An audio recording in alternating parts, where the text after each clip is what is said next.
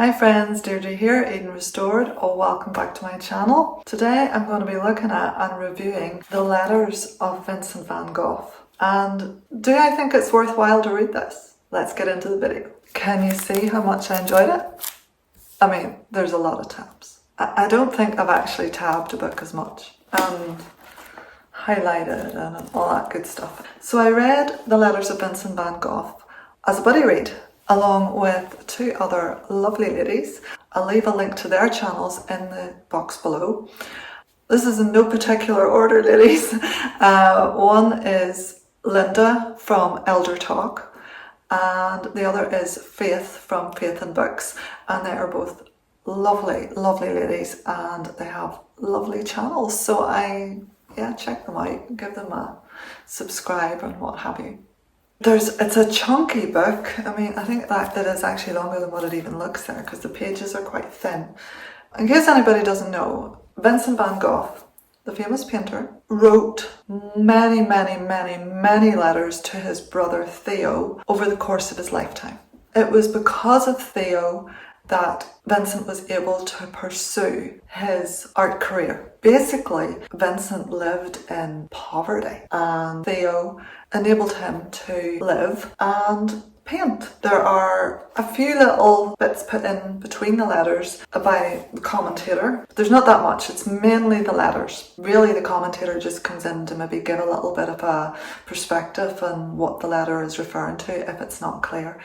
But anyway, I buddy read this with them, which really enhanced the experience for me. We were able to put views back and forward as to what we thought Van Gogh was thinking at times.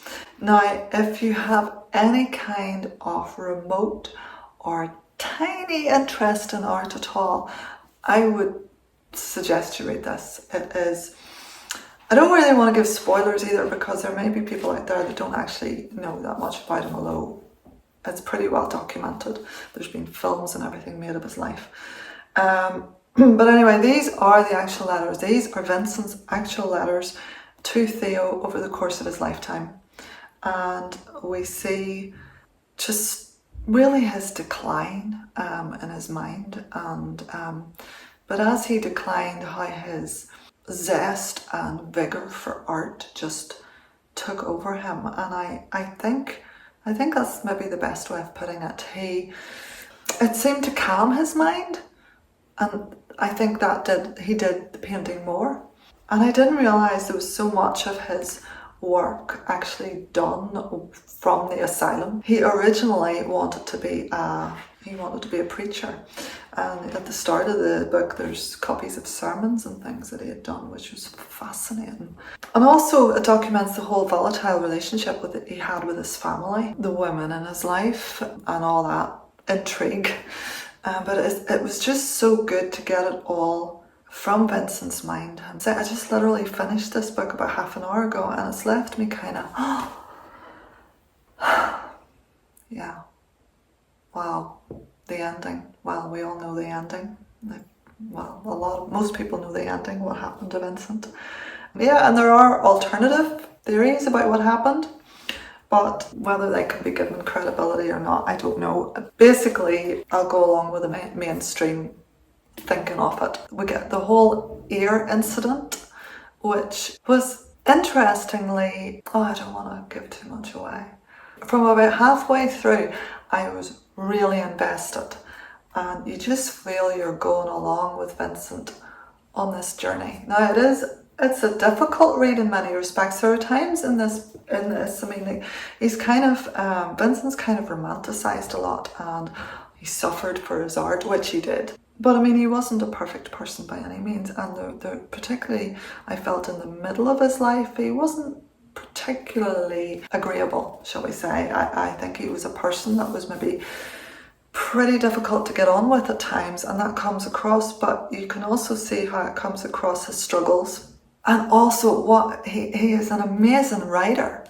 I mean, he is so eloquent in these letters. Where has letter writing gone? I mean, he could have been a writer. I mean, he was so talented. He was multilingual. I loved his descriptions of painting. It was nearly like getting art lessons from this art master himself. The beautiful, beautiful descriptions of the countryside. As I say, he painted with his pen as well as his brush. It was gorgeous. I would have loved to have seen Theo's letters, but these are all Vincent's, so you're sort of reading between the lines as to what Theo said. But the relationship between the two brothers was just fantastic.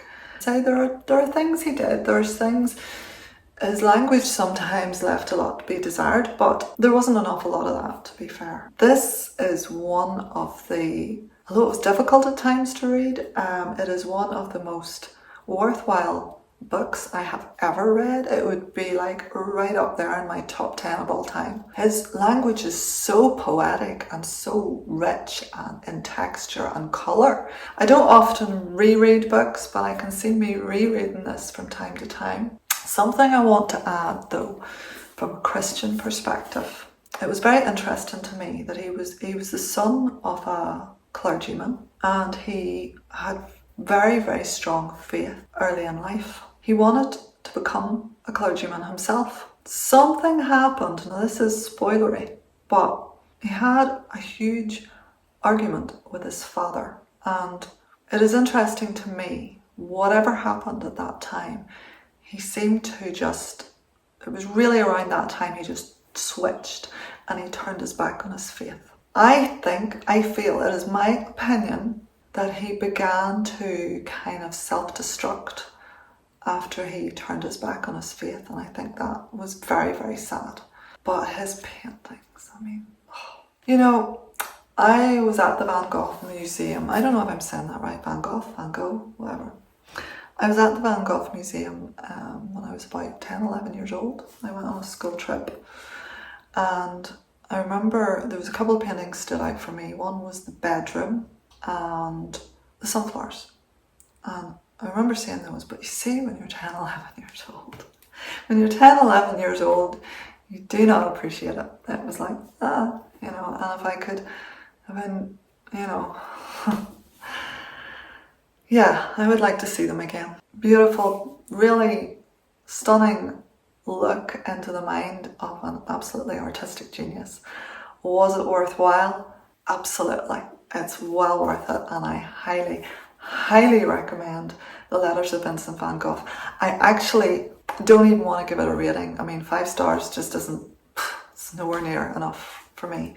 I just loved it. And I say, if you like biographies, memoirs as well, even if you're not really, if you have the slightest interest in art at all, please make the effort and read it. It is fascinating. Okay, guys. Yeah, and remember to check out Linda and Faith's channels as well. And I'll see you again next time, guys. God bless. Bye.